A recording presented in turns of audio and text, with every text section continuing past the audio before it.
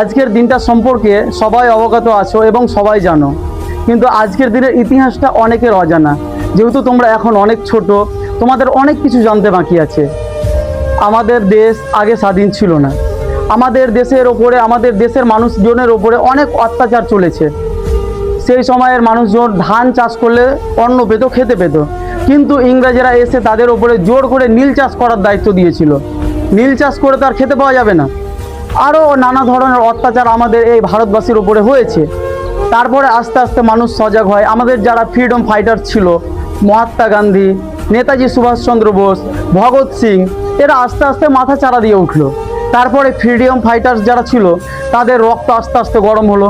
তারা যেখানে সেখানে ছোট ছোট সভা করতে শুরু করলো এবং মানুষদেরকে সজাগ করে তুললো। মানুষজন যখন আস্তে আস্তে সজাগ হলো, তখন আস্তে আস্তে তারা কি করলো, তারা ইংরেজদের বিরুদ্ধে যেখানে সেখানে আন্দোলন করতে শুরু করলো। অনেক আন্দোলন করেছে, অনেক ফ্রিডম ফাইটার্স তাদের নিজের জীবনে অনেক কিছু স্যাক্রিফাইস করেছে, অনেকে নিজের জীবন বিসর্জন দিয়েছে, অনেকে অনেক রক্ত ঝরিয়েছে। তারপরে আজকে আমরা এই দিনটি পেয়েছি।